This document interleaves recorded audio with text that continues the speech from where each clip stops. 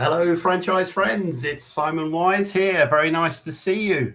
Welcome. I hope you're having a fantastic week so far. I know it's a bit chilly, but don't worry about that at all. We're here to warm you up with lots of brilliant franchising talk. Welcome to Franchise Talk Live. This is an event which is organised by the Franchising Hall of Fame, which recognises people that have made a significant contribution to UK franchising organisations. And the programs really feature individuals that have been very successful in franchising. And what it's all about is we are here to share know-how, resources, knowledge, identify new programs that will really help franchisors grow their business going forward, all in support of good ethical franchising. So we are live. So if the doorbell goes and it's the Amazon man, as it usually is in my house, please don't worry about it. Go and answer the door.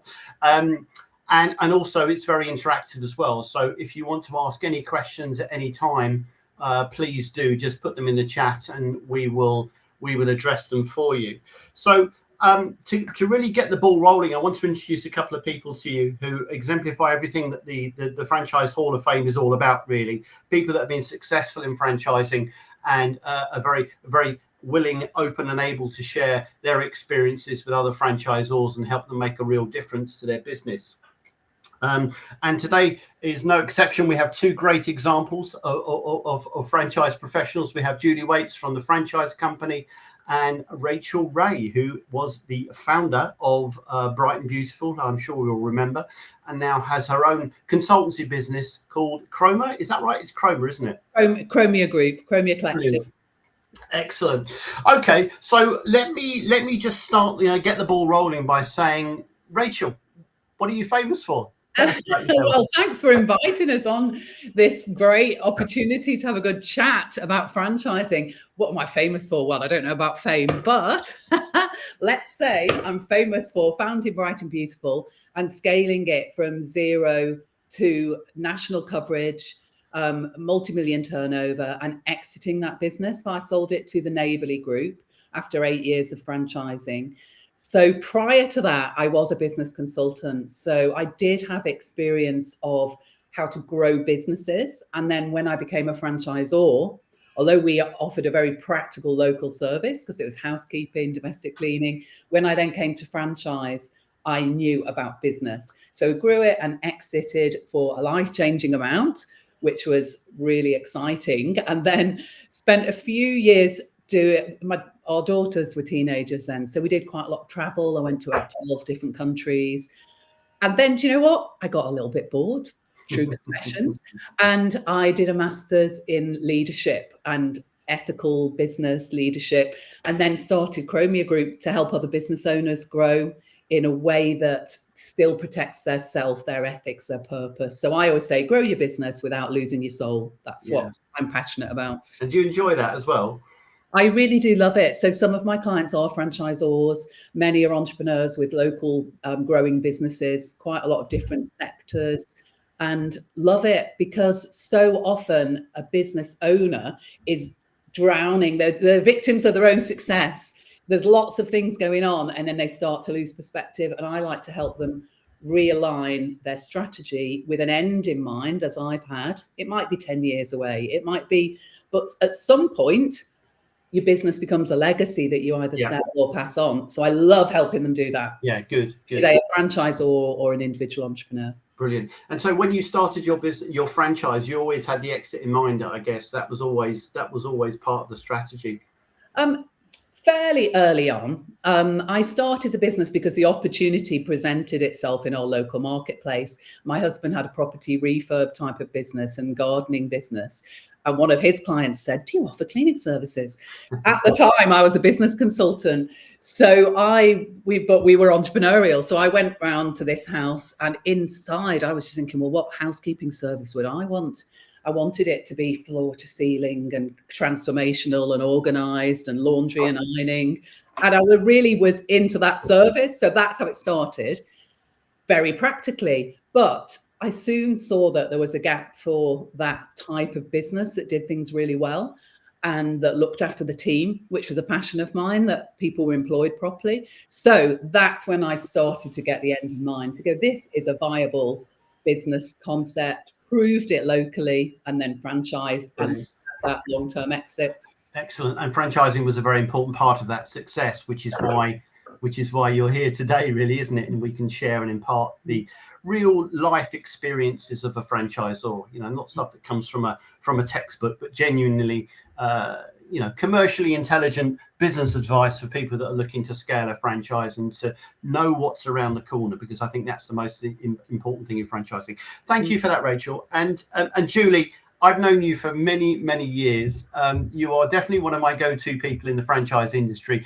Tell us a little bit about yourself and how long you've been involved in the industry. Okay, thank you, Sam. Thank you for that. So I came into franchising literally 21 years old, left university, didn't know what to do.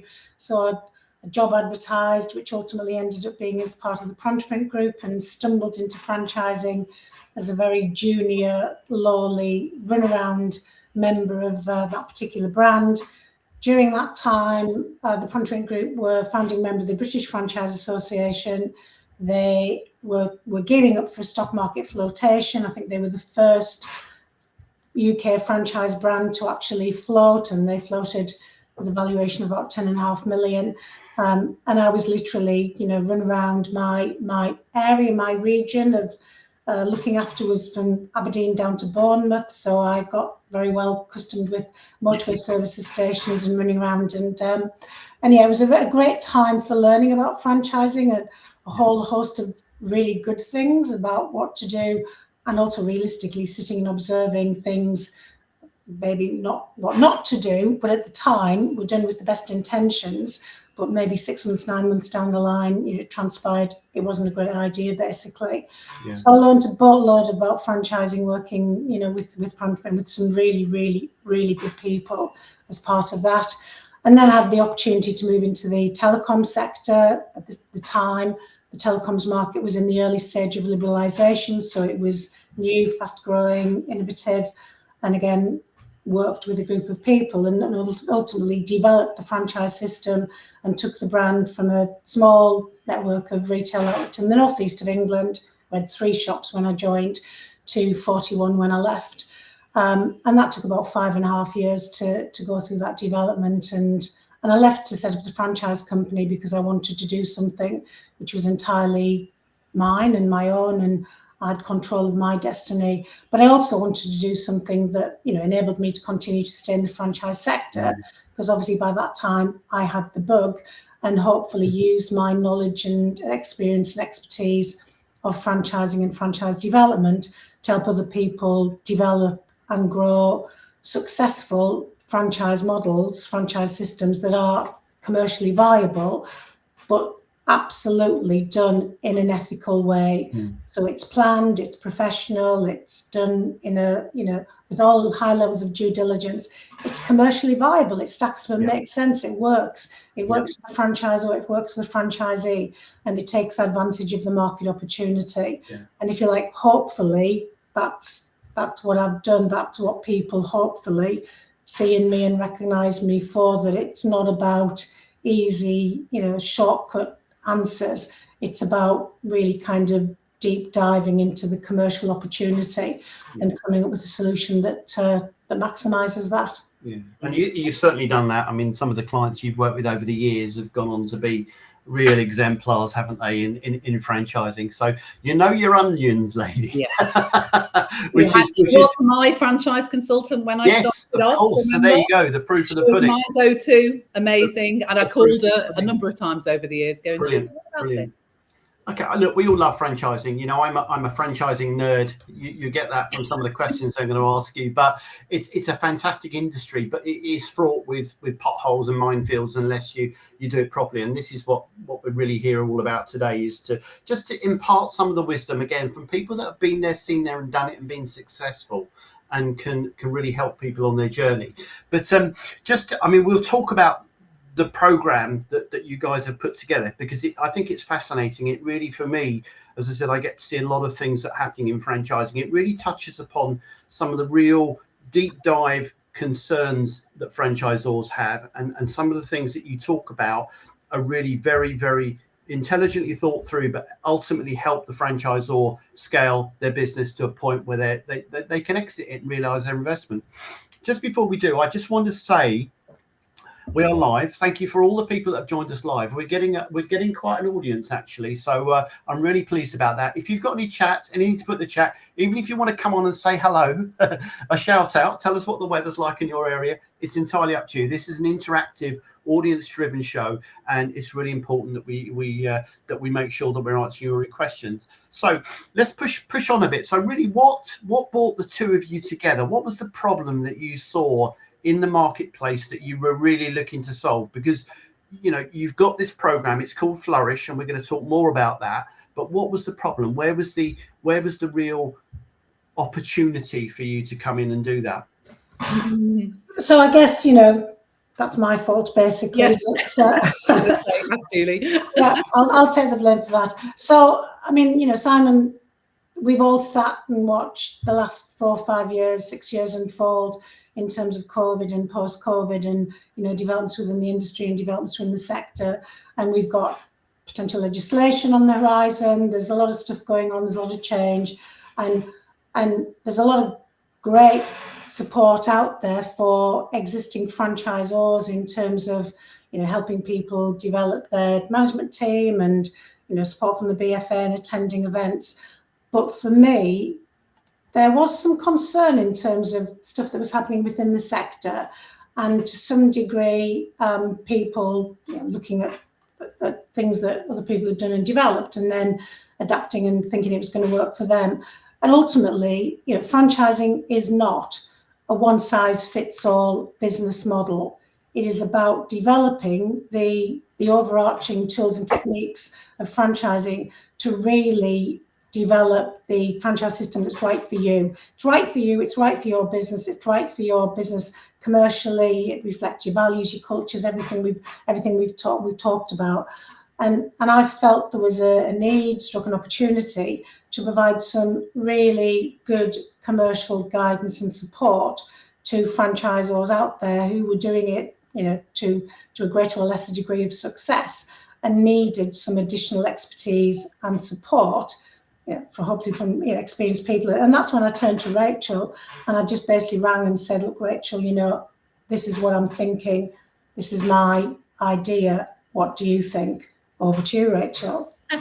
Yeah, I mean, when I was a franchisor, I think, yes, you do have that support from, obviously I went to BFA events and other supportive networks, but you can still feel very alone because some of the issues you don't really want to talk about in that setting. So if you've got underperforming franchisees or difficult challenges to focus on in your network, you may feel like, oh, well, is that just me? What am I doing something wrong? So that's where I think you need that private or more discreet group and expertise to draw on for help. So when Julie called me to talk about putting the Flourish program on, I was like, yes, that's exactly what I would have needed as a franchisor, and I would have really valued it. So of course I'm like, yes. And I respect Julie from the years that she's had in the industry and the practical commercial advice she was able to give me.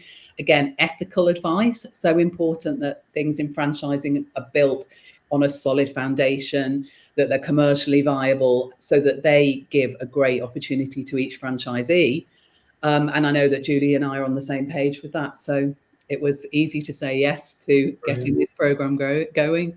Yeah, Rachel was my go-to person to go to, Simon. You've just said, you know, very gracefully that in many ways I'm your go-to person, and to some degree, you know, you are in terms of the stuff that you do.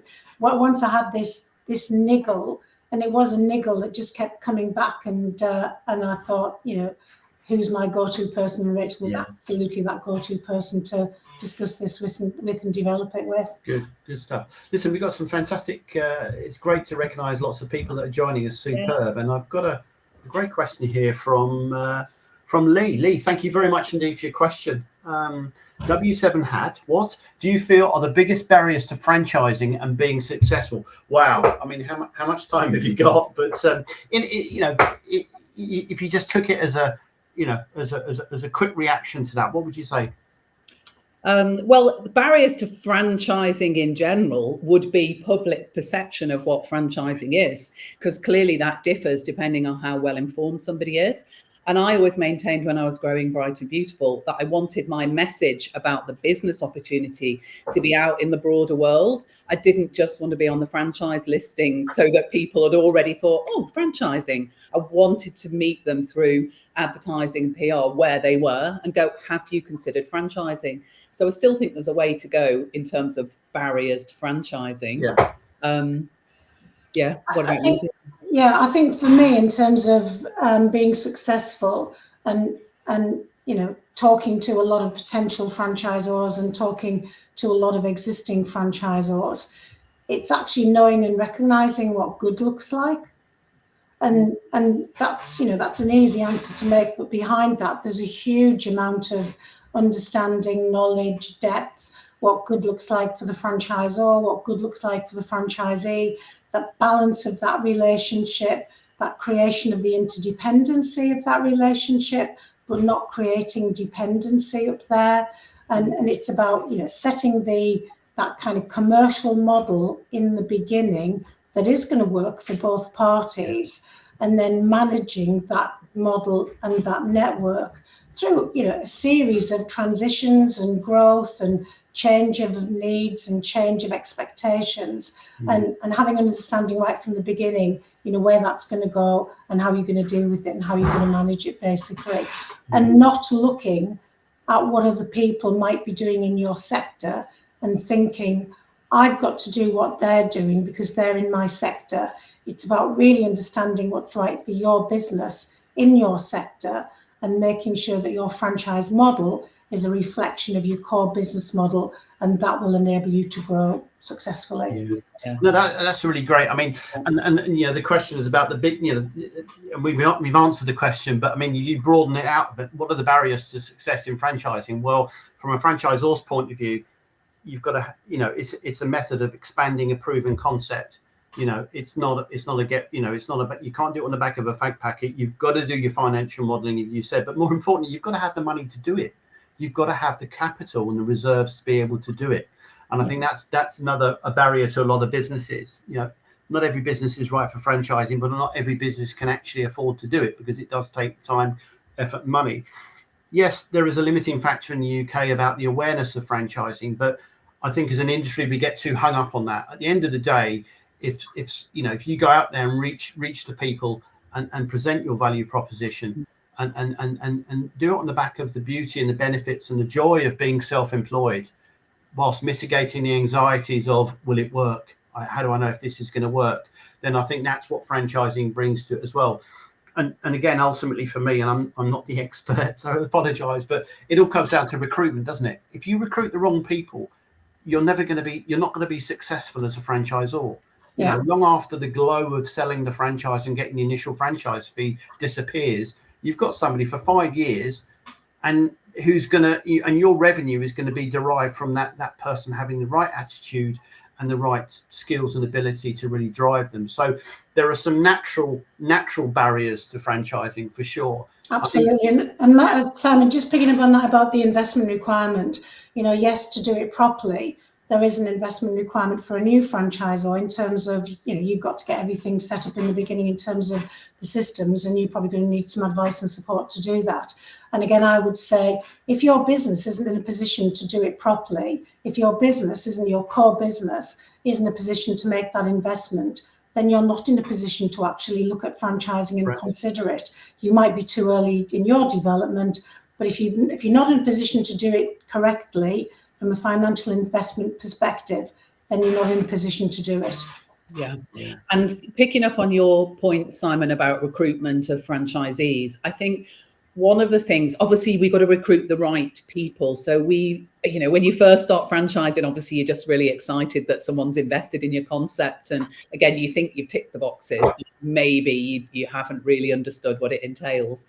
And then I think apart from training people operationally, so first of all, you've got to have a really clear understanding of who you need, what are the essentials are, but then you have to train them not just in the operations, but in a business mindset and in understanding numbers and understanding the key drivers of their business.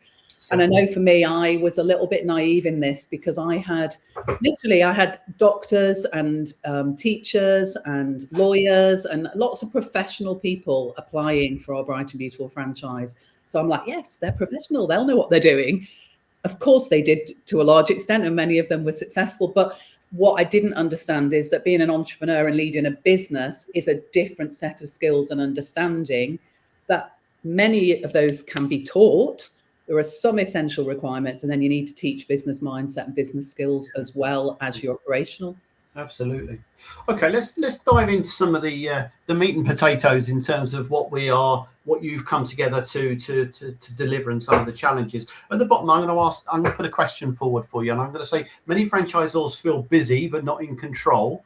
What separates a growing network from one that's truly scalable and valuable?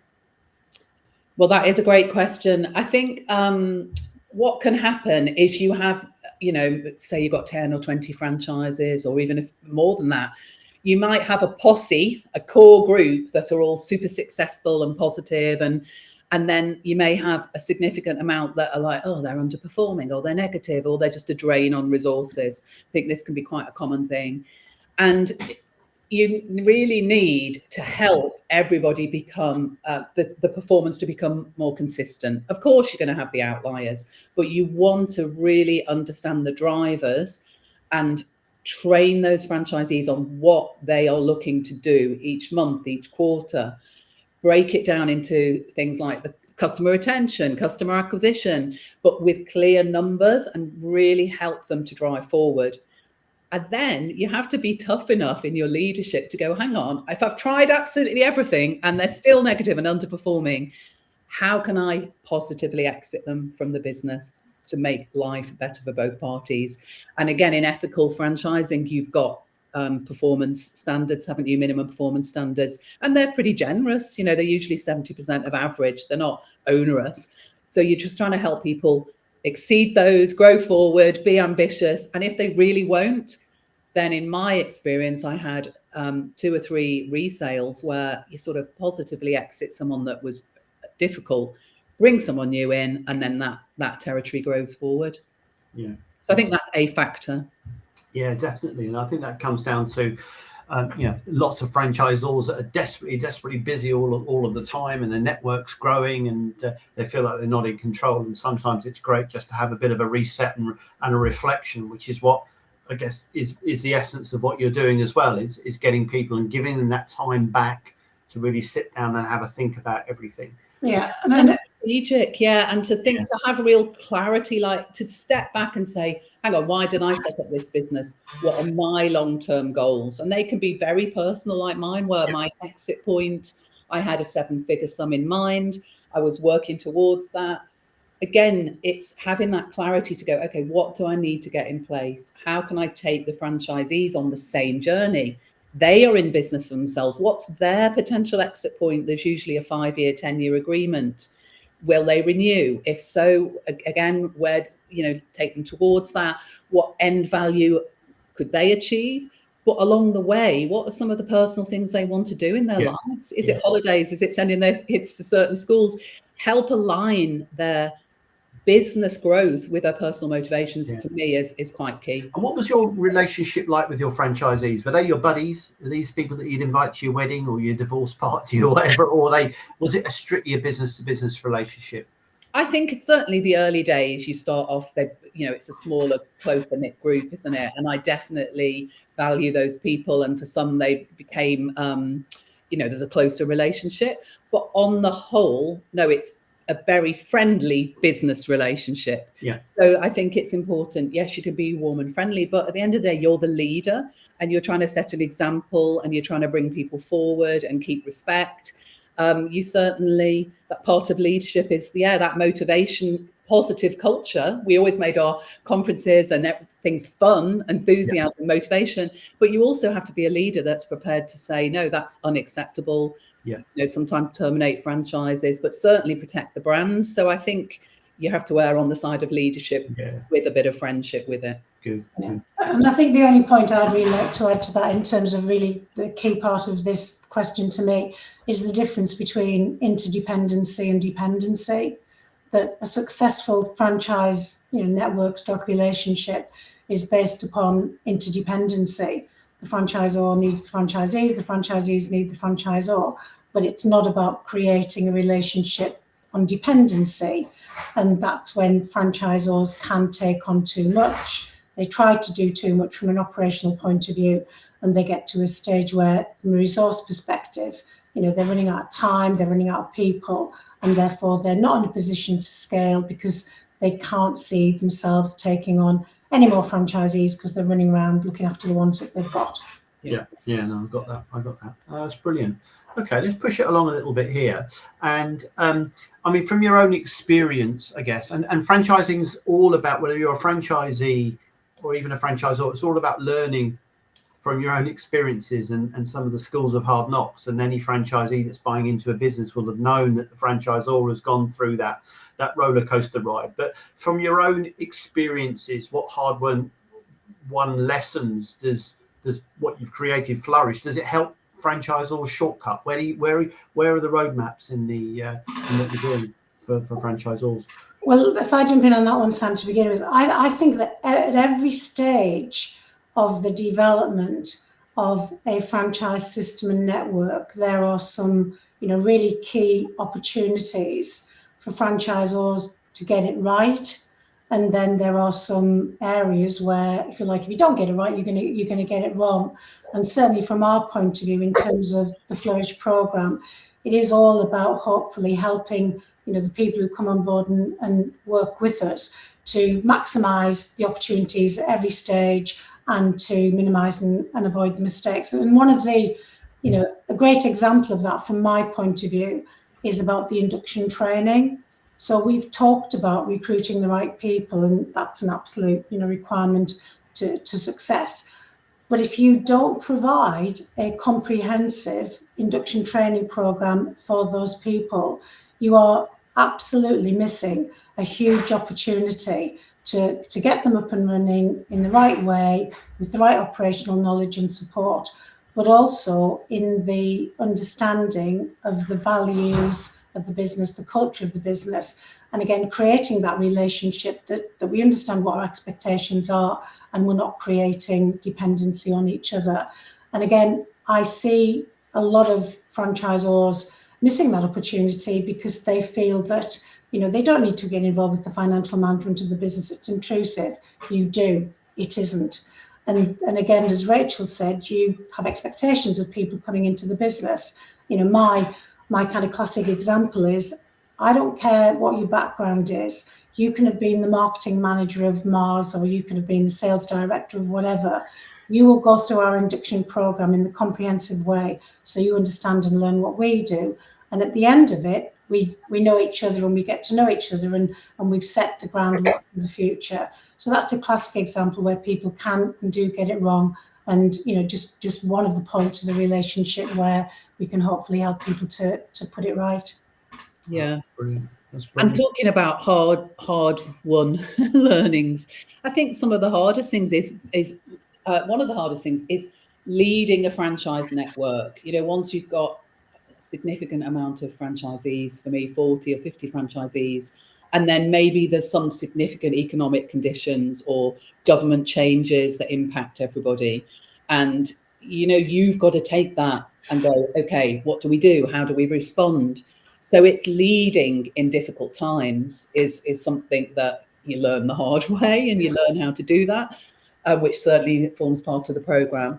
but also network management in terms of how to build the right culture so that people are positive and engaged, taking on board the training that is ongoing, taking on board the focus and the brand protection, the brand development.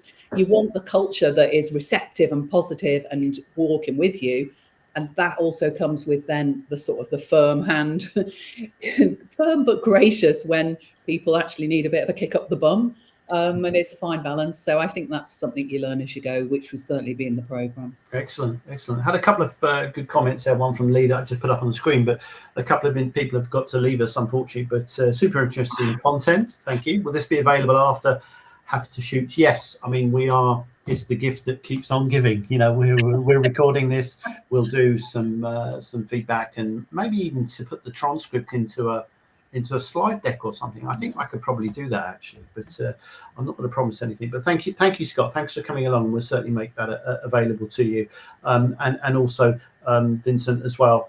Really good session. Thank you. Apologies, had to jump off. Be great to get a recording if available. Yes, it will be available, and we will be delighted to share that with you. Okay, I feel like we're getting some good momentum going here. So let's keep pushing on. This is a great question and really topical because culture. What does a high performing franchise culture look like? And again, from experience of success, that's going to determine, the culture that fits and works. There are franchisors that adopt different types of culture for varying different degrees of success. But I'll put that question out there based on being a successful franchise operators, both of you. What does that look like, that culture? Well, I think we started to touch on it, haven't we, really? And I think it is to do with, in my opinion anyway, being positive, motivational, warm, and caring about people. Because at the end of the day, franchisees, they're people that have invested usually a significant amount of savings, time, energy. They're running a local business, to support their family, to support their life. So, it's very much about people and also the customers that we all serve. So that really is important that people are cared for, but you don't want to veer so much on being like you were saying, you're so friendly and easygoing that actually there's nothing commercial going on and people aren't successful, because at the end of the day, they're not going to, franchisees aren't happy if they're not making money and achieving their goals, because that's why we're in business. It's not a social club, is it? However, you're helping them grow commercially. And then let's have fun, make sure conferences and even webinars, people want to attend them because they're enjoyable. Create, it's like co-opetition, isn't it? I do think this is one of the great things about franchising. We are in it together. We're not technically competing because we're all in our own territories, but you can have some friendly rivalry, and people do that through leaderboards or awards. We didn't really particularly do a leaderboard when I was leading Bright and Beautiful, but we do a lot of celebrations and awards and congratulations and celebration of news and new team members and milestones. And so we've got that supportive but commercial culture. Excellent. Okay, brilliant. Let's push it on. Here's an interesting one. Again, it's very true in franchising. Many franchisors stall at the 10 to 20 franchisees. The first 10 are usually through organic, who etc., and then you get that sort of beyond that figure. It becomes a real grind and a real effort. Like driving up a hill with a worn out clutch in the car. It doesn't matter how hard you push the accelerator pedal down, you're not getting any further and you're not making progress. So why do you think that is, and what's in place to help people get through that without burning out? Because that's the key thing, isn't it? Really, it's to maintain your sanity, but also you don't want to burn out as well. You are the person that people are looking towards to guide them, and you're the reason that people bought into the business. So what would you say to that? I think for me, interestingly, that links in directly to some of the points that Lee's been making in the chat box in terms of continued development and skill support as franchisees change and grow. So, we've all heard of the franchisee life cycle and the fact that franchisees' needs change as they move through that life cycle, and and certainly from the first 6 months, whatever it is, the focus and support that franchisees, the focus of the support that franchisees need is very operational. So whatever the business is, it's about focusing on the day-to-day operations of that business and not just thinking, oh, they've been through the induction training program now, they know it all. It doesn't happen like that. Obviously, people learn in different ways. They've touched on everything, hopefully, in the induction training. But the first 6 months is very much about the reinforcement and the continued operational training that they were given during the induction training. But when they get to a period of time, whether it's 6 months, 9 months, 12 months, whatever, they don't need you to continue to, if you like, help them, support them on a day-to-day basis to run the business. What they need is they need support developing the business, growing the business, and moving the business on. And that's where the success comes from for the franchisor and the franchisee. Yeah. And again, the best method of supporting a franchisee is making sure that they know that you've bought into them and their business success, and anything and everything that you want a franchisee to do, if you like, for the benefit of the business as a whole. They absolutely need to understand the benefit of that to them. So if you walk into a franchisee's business or ring them and say, just do this, it ain't going to happen, basically.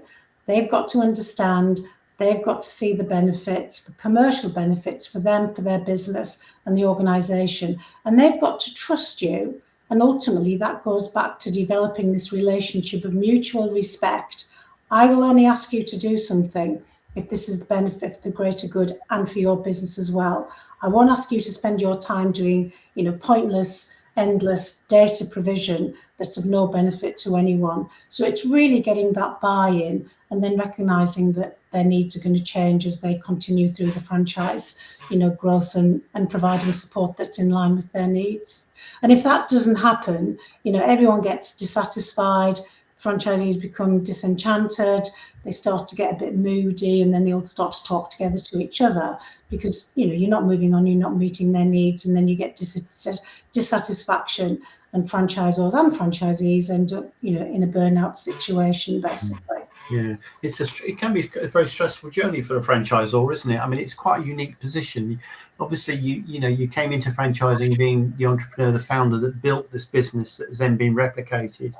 And now you're changing into that person that is responsible for making sure that all of your franchisees are successful.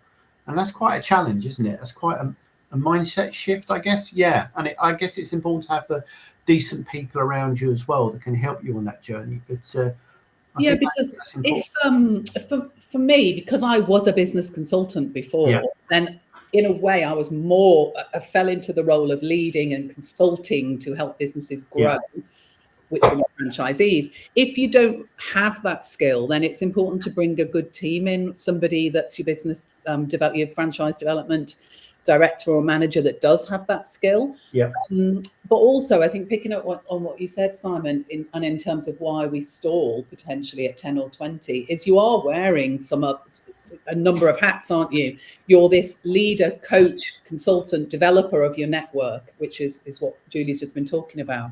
You're also marketing that brand and the actual services that you're offering to your clients, but also you are marketing the franchise opportunity. And this is a whole new area, isn't it? And like you said, if your first few have come a little bit through networks, you then have to really really drive that marketing process to attract franchise leads, franchise inquiries. Then you have to recruit them really well, which is actually like an HR recruitment interviewing process, and get them set up. So for me, it took a while to keep building that. I really focused on building the different channels, different ways of advertising beyond the franchise world, as well as credibility reinforced through online, memberships, BFA, and lots of testimonials and case studies. So I had a funnel. I was probably about 100 inquiries a month, of which only 1 or 2 we would take on as franchisees because of the selection. So you've got this whole engine that you've got to develop so you don't stall, as well as what Julie's saying about managing the franchisees you've got. Yeah. And we will address this in the program because it's a lot. Yeah.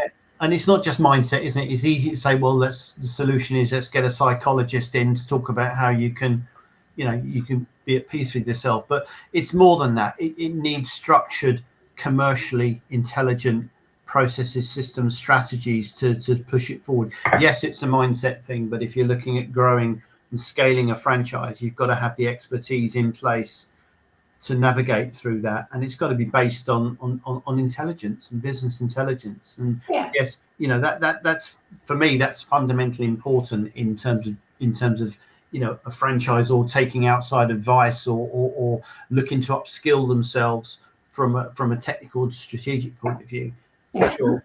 And again, I think it comes back to having the balance right, having the commercial model set up to begin with, so that balance of what's going to the franchisor, what's being retained by the franchisee, it's all got to be balanced in line with what you're proposing to provide. You can't provide a Harrods level of support if you're taking an Aldi level of management services fee income, basically. Yes. It's got to be balanced. Yeah. And then the working relationship has got to be based upon that mutual respect and integrity. Yeah. Because ultimately, sometimes you have to sit down and have difficult conversations with people. And those difficult conversations, whether it's, again, from a personal point of view, I can remember looking at a franchisee in the eye and saying, can we just clarify, you are not running a charity. This is a business. You might want to do all of this great stuff in the community, but you can't afford to do it till you've got the business, sustainable, basically. And likewise, the same with the franchisors. That's got to be based upon that, direct, honest, mutual respect and the knowledge that it's for the benefit of both people that are working together. Good stuff. Okay, look, I think we could talk for hours. I'm sure we could talk for hours, and hopefully everybody can see there is so much know-how and experience there. But what I want to do is, because this is the thing that caught my eye about what you were doing together through this program, is I want to just finish off now and in the next few minutes just talk about Flourish itself. What does it look like? What does the actual journey look like for franchisors, and who do you feel it's best suited for? Well, it's a structured 6-month program. So we're conscious, franchisors, as we said, busy people. We're making it very accessible. So we've got a session a month that is very much, it's a small cohort, and it's consulting and growth and strategies, many of the things that we've talked about on this call, real life implementation that's actually going to add value, increase revenue, and develop the franchise network once a month. Couple of hour session, hour and a half session. And that is accompanied by another session that is more like a surgery clinic, problem solving, a little bit of peer support. I mean, it's great to have a cohort, but equally, there's times when you want to solve individual problems. There's opportunities for that, one-on-one check-ins. So it's time efficient, it's personal, it's practical, it's real life. And Julie and I will do whatever we need to do to help those franchisors grow their networks. Yeah, brilliant. Here's a question that's just come in actually, and I guess this says a lot about what know-how. I mean, from Renata, how big a HQ? This is a question close to my heart, of course. How big an HQ team should you have to support and develop your network of 40 bricks and mortar sites spread across Europe and UK? That would also support a very ambitious scaling plan of Moore's. Yeah, I mean, a great question. I mean, how would you like to answer that? Again, I think it comes back to the kind of there isn't a one size that fits all. So my answer to this would be, depending on what central resource you've got. So is this part of a company that's got corporate network? They've got support for the corporate network, and these are 40 franchised outlets added onto that, in which case you're going to have a huge, hopefully significant central resource that you add on the franchising expertise, knowledge, whether it's recruitment, whether it's support, whether it's the training part of it, basically, or are you building from scratch? If you've got a central resource and you've got central resource that you can call upon, then potentially you could, for want of a better word, get away with someone in charge of recruitment, someone in charge of training, someone in charge of supporting the franchisees, knowing that you've got the marketing systems, etc., dealt with centrally. If you haven't, then you're either going to have to bring that in or outsource it. So again, it's variable subject to how you're structured and what you've got available. Yeah, I mean, I looked at the what I was going to provide for my franchisees in terms of support, you know, the check-ins and webinars and training, the ongoing support, and worked out the size of portfolio that would be workable for that. And then obviously you've got to then look at the MSF revenue that's going to come in. So let's say, I think at one point we had a business franchise development consultant for 10 franchisees. So you've got to work out, okay, what's your MSF coming in for those 10? How, you know, what time and capacity for the team, and then build those, as Julie's saying, build the bits of the jigsaw together based on the numbers and the capacity and the goals that you're trying to achieve. But that's a great question. That is exactly the type to deal with. Can I just add to that, Rachel? At what point in your life cycle as a franchisor did you make that first critical hire in terms of somebody to bring in that would free you up from some of the day-to-day activities and think about growing and scaling the business? Oh, very early on, when we just had 2 or 3 franchises, because again, you know, business consultant, work on, not in, delegate, structure. To me, that was essential. I would rather sacrifice my own profits. I mean, I still had to keep a roof above my head, but very early on starting to develop a team so it wasn't all dependent on me, which I think is our responsibility to our franchisees anyway, because, you know, what if you are sick? What if you are overstretched? You need to build a team pretty quickly. Yeah. And if it's a royalty-based network, that's what they're paying for. That's what the MSF pays for, isn't it? That support infrastructure. Yep. I think that's a brilliant question. Thank you very much indeed. I just want to ask this one final one, because I just want to really set the scene for people that want to find out a little bit more about what you guys are doing. And when I looked at this, I thought this was something quite different. You know, it's not traditional franchise consultancy and the guided cohort. I mean, what for me, that's what sets it apart. But I mean, you created something and you wanted something to be different. What's so different about what you're doing in your eyes? So in terms of the difference from traditional consultancy, you know, is very focused on an individual business and how to grow and develop that individual business effectively. To some degree, you know, we're assuming that people have ticked that box and that what they've got is a commercially viable model. It's about looking at all of the stages of the development and looking at all the key factors that need to be in place. And as Rachel said, you know, it's combining my knowledge, expertise of all of the operational aspects of franchising and working with hundreds of franchisors over the 30 odd years. And Rachel's very, you know, kind of specific and strategic knowledge of growing and developing her franchise model and working in the consultancy role that she has. But ultimately, it is all about, for us, the commercial focus, about really looking at the business through a commercial lens and what needs to be done. And, you know, being open and honest about what's achievable, what's realistic, what's the best thing to do, what not to do, etc. And I always look at anything that I'm involved in. You know, Renata's put a question on about her particular business. We're doing a session on the 21st. Come on the 21st, we'll talk about, you know, your business then. I always look at anything I'm involved with through the lens of what would I do if this was my business? If I was in the hot seat, if I was in the franchise, or, you know, if I owned it, my investment, what would I do? Because I think that's the best advice that we can give. Yeah. And you know, Rachel, likewise, you know, we look at it with that level of hopefully integrity, but knowledge based on real commercial practice. Definitely. I would say it's about having a no nonsense approach, as in we've done it, it's real life. We're, you know, this is working. This is not theoretical coach speak, you know, it's not consultant speak that's not actually done it. So it's real no nonsense. And it's also empathetic. Having done it and grown businesses, you actually empathize with the real challenges. And a small peer group where it's a private cohort, and then again some of the one-on-one check-ins where it's the things you want to share that you don't even want to share in the small group, to me is a really great hybrid of support, connection with 2 consultants, for want of a better word, us 2, that can help you on your business as well. So that's going to be different, just to provide something that actually helps people grow and achieve that long-term value. I've done that. I grew to, I exited for a life-changing amount. At different points on the journey, there was no way I thought I could do that. I started the business actually in 60 grand of debt right at the beginning. So I went not even from zero, I went from minus.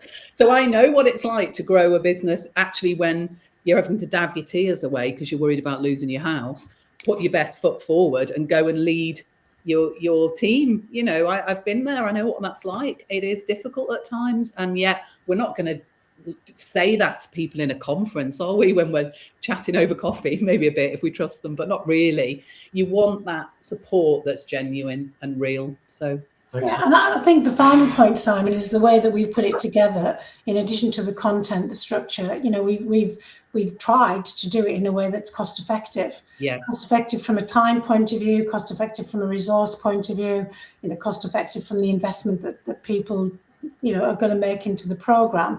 And realistically, for the investment into the program, a single piece of advice, a single change in the business will recuperate that investment. So we've tried to do it. It's time efficient for everyone. It's cost effective for everyone.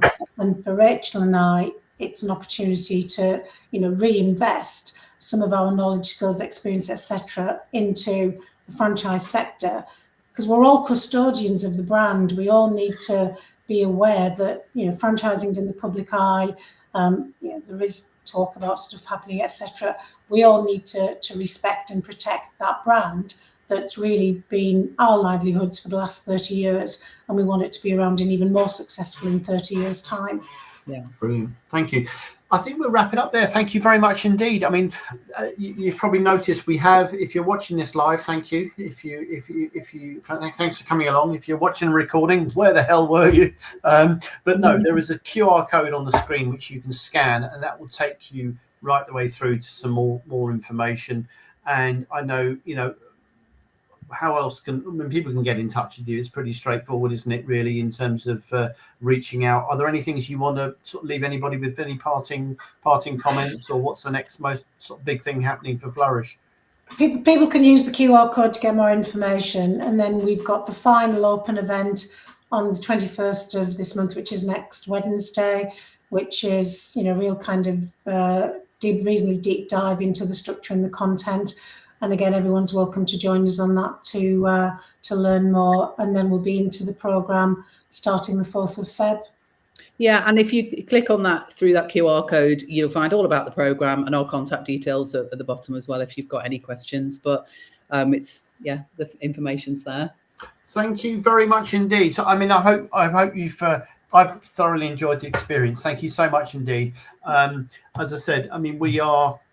the Franchise Hall of Fame is all about recognising and putting a spotlight on those people that have made a real difference to franchising in the UK. And you certainly, both of you, are really good examples of that. So thank you very much indeed for your time. I really appreciate it. As I said, we will get some recordings out, and I'll try and do a slide deck if I can work out how to do it and get those out to people. But thanks for your time. Next week, we've got another episode. We're looking at data-driven franchising with Thea Millwood. So please join us again then. But until then, have a fantastic rest of the week, and we'll see you soon. Take care. Bye-bye. Thanks, Simon. Thank you. Thanks. Take care.